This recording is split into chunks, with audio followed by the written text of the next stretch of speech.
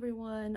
Thank you again for joining me for this video. For those of you who don't know me, I am Doctora Dolores. I'm a therapist that specializes in issues affecting first-generation immigrants. So today's question is one that I think is going to be triggering for people, especially those of you who might be going through your immigration process, those of you who've been separated from your families for a long time. Definitely feel free to look away from this and simply watch something that makes you feel good. But if you think this will be able to apply to you, then here goes. Hi, Doctora Dolores. I was brought to the United States when I was a little kid, and I was separated from my family for nearly 20 years. I finally got my green card, and I'm back in my home country for the first time since I was a baby. But things have come up. My family keeps talking about how they used to change my diapers, and that means I have to hear a lot of comments about my genitals. It's also very obvious that some of them are going through mental health issues because of the issues that have been plaguing my country, including my parents. I'm having a really hard time, and I just don't like my family or feel comfortable with them. I have about 2 weeks left here. Is there anything that you advise me to do? Sincerely, new resident. Okay, new resident, this is definitely a tough one, and I'm really sorry that you're going through that. But let's break this down. Most people grow up near their families or grow up at least having access to them, even if their parents, for some reason or other, is unable to help them spend time with their relatives. And they kind of get accustomed to the family quirks. You know, they get used to the dysfunction, which can be bad because they start to replicate those patterns.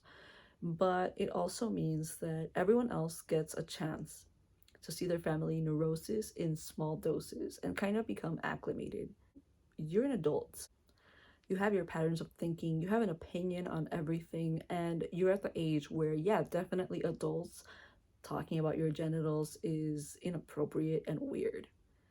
You have your boundaries and you feel the need to communicate them, but one thing that is probably evident to you is that your family has no other context to you besides the baby that they used to know. So in their mind, they're seeing you, the adult, but they only remember the baby. You haven't grown up. You're a completely different culture now. Wherever it is that you are from is probably really different from the United States. For a lot of people raised in the US, privacy and the right to an opinion is much more important than usually the countries where we're from. Remember that your parents took you to the US because they really genuinely thought that this was going to be the best thing, and it was more or less out of their control to decide when you'd get to see your family again. But you don't have those childhood bonds with your elder relatives. You probably don't feel the need to obey them as much as people who grew up around them. And that's perfectly fine. You're entitled to your own opinion, even if other people might think that you're not. Another thing that you need to remember is that mental health is not a priority in a lot of cultures. Even in the United States, we're barely even starting to scratch the surface of decreasing stigma around mental health issues.